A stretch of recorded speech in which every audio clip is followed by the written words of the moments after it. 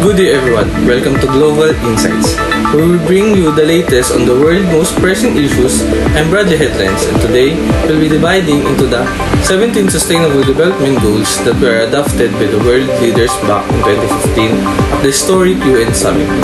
These global targets aim to end poverty, fight inequality and protect our planet, and they've officially come into force in 2030 agenda. We'll be also be exploring the challenges and solutions for a sustainable economy. But first, let's start with the breakdown of the SDGs. Over to our correspondent, Andy Summary with more details.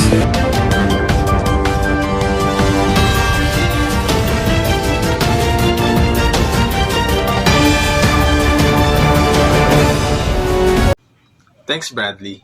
The 17 Sustainable Development Goals, or SDGs, serve as a universal call to action to improve lives and protect our planet by 2030. They're not just for developing countries, but for all nations, rich and poor alike. These goals build on the success of the Millennium Development Goals, or MDGs, and expand their scope to cover a wide range of critical areas, whether it's fighting poverty, promoting education, or tackling climate change. These goals aim to create a more equitable and sustainable world for everyone. And while they aren't legally binding, governments around the world have committed to tracking and reporting on their progress. The clock is ticking, so let's now hand it over to Pete Goals for a breakdown of the 17 SDGs themselves.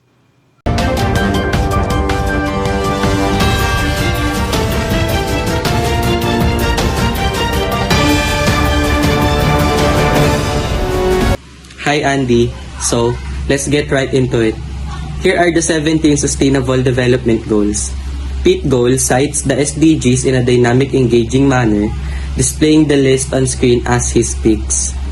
End poverty in all its forms everywhere. End hunger, achieve food security, and promote sustainable agriculture. Ensure healthy lives and promote well-being for all at all ages. Ensure inclusive and equitable quality education. Achieve gender equality and empower all women and girls. Ensure access, affordable, reliable, sustainable, and modern energy. Promote sustained economic growth and decent work for all. Build resilient infrastructure, promote sustainable industrialization, and foster innovation. Reduce inequality within and among countries. Make cities inclusive, safe, resilient, and sustainable. Ensure sustainable consumption and production patterns. Take urgent action to combat climate change. Conserve and sustainably use oceans and marine resources. Protect ecosystems, manage forests, and halt biodiversity loss. Promote peacefully and inclusive societies and provide access to justice for all. Strengthen global partnerships for sustainable development. Back to you, Andy.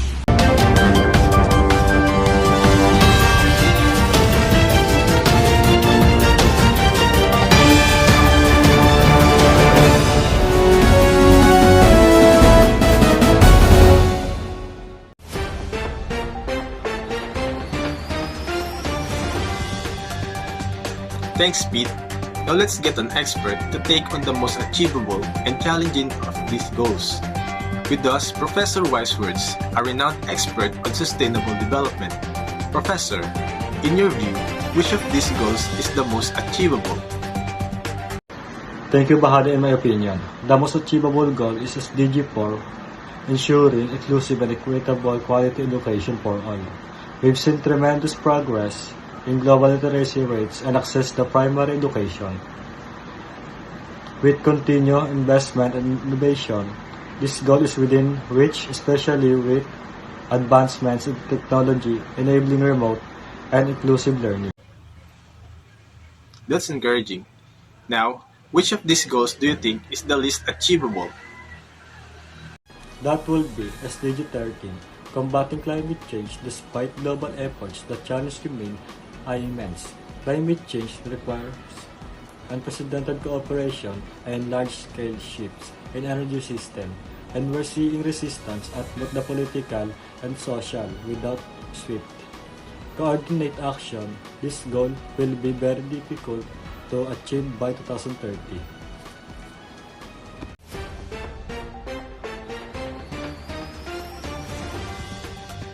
And finally, Professor, which goal do you think citizens worldwide should prioritize with urgency? SDG 12. Ensuring sustainable consumption and production patterns is critical. Our current consumption patterns are unsustainable and are depleting the earth resources. If we don't change how we produce and consume, it will be possible to achieve the other goals.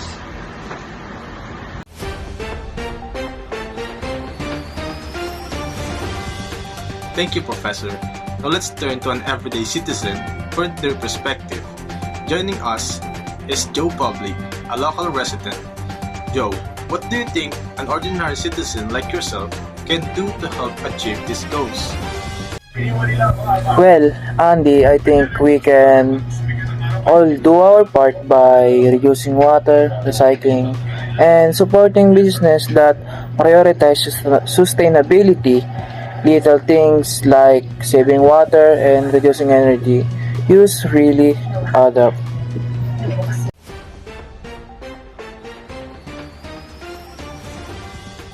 Good points, Joe.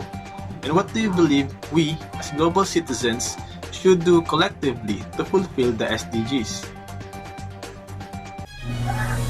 I believe we need to push for stronger policies on sustainability and hold companies and government accountable. Citizens can also raise awareness and support grassroots initiatives that align with the SDGs. Thanks, Joe. Back to you, Bradley.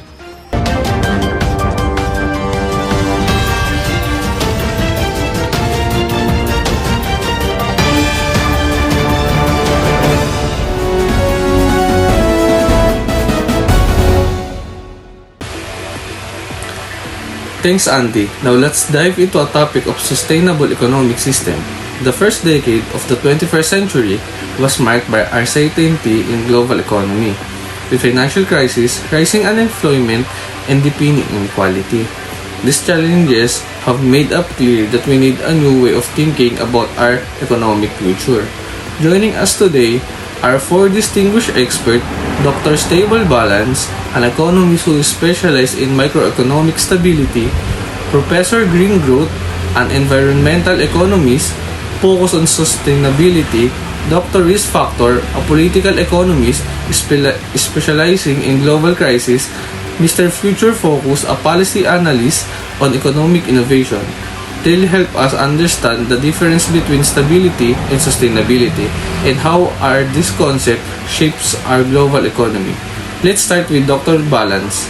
Could you please explain the importance of economic stability and what it entails? Thank you, Bradley. Stability is essentially about maintaining a firm economic position. It means avoiding excessive swings in economic activity. No rapid raises followed by sharp crashes. As the International Monetary Fund (IMF) defines stability, it's about preventing high inflation, controlling volatile financial markets, and keeping exchange rates in check. Historically, we've seen how periods of extreme high like those before the Great Depression in 1929 can lead to devastating loss. The same happened in 2007-2008 financial crisis. What we aim for with economic stability is predictability and keeping things steady so businesses and individuals can plan for the future with confidence.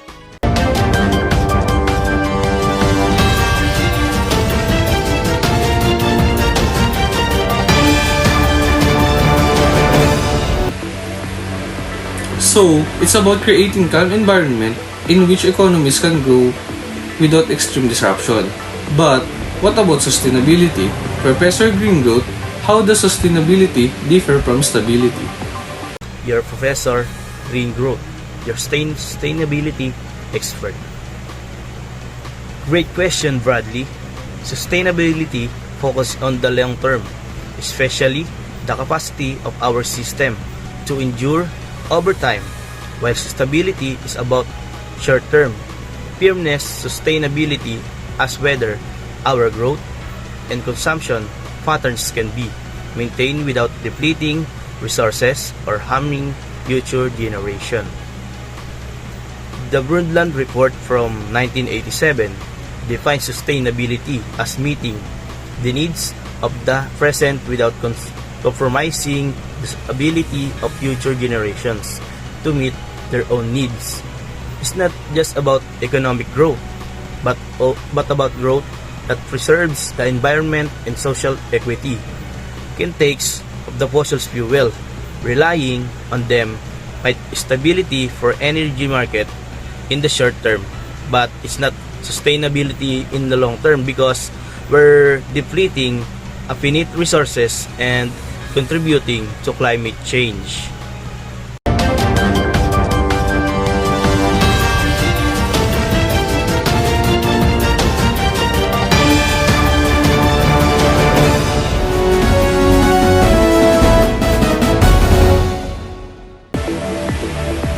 So, sustainability looks ahead to future generation, while stability focuses on keeping the present situation balanced. Dr. Risk Factor, could you tell us how instability has affected global economies in the past? Absolutely, Bradley. The global economy has been rocked by instability many times, and we've seen how interconnected crises can be. For example, the 2007 to 2008 financial crisis wasn't just a business cycle setback. It was a systemic collapse that spread across borders, creating unemployment, financial market crashes, and severe inequality.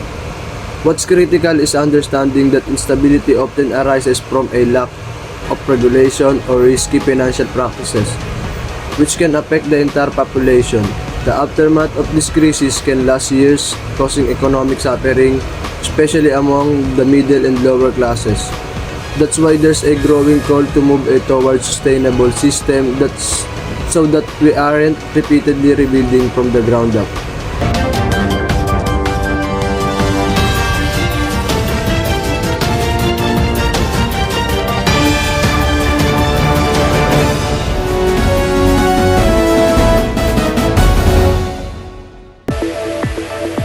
Interesting perspective. So, it seems like instability creates vulnerabilities that can lead to widespread crisis. Finally, let's hear from Mr. Focus Future. What role does innovation play in balancing stability and sustainability? Thank you, Mr. Bradley. Innovation is the key to bridging the gap between stability and sustainability. As we face new challenges like climate change and resource depletion, we need to move beyond traditional economic model that rely on resource-heavy growth. Technological innovation, especially in areas like renewable energy, sustainable agriculture, and circular economy, offer a path to both stability and sustainability. For example, Paul Romer's New Growth Theory highlights that human capital, our knowledge, and creativity can drive economic growth without depleting natural resources. What we need is a shift in policy investment that encourage innovation in sectors that promote long-term sustainability while maintaining economic stability. This means embracing technology that reduce our environment impact that build resilient economic system.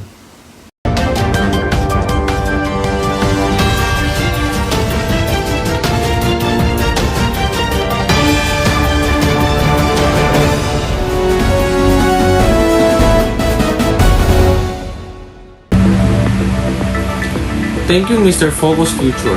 It seems like innovation will be the key to creating future where our economy is both stable and sustainable.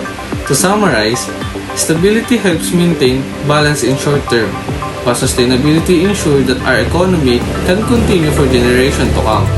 The 21st century challenges, whether financial, social, or environmental, require us to rethink how we manage our global economy. As citizens and policymakers, it's crucial to take both stability and sustainability into account. That's all for today's expert panel. Thank you to our guests for their valuable insight. Stay tuned because up next will be explored what citizens can do to contribute to a more sustainable future.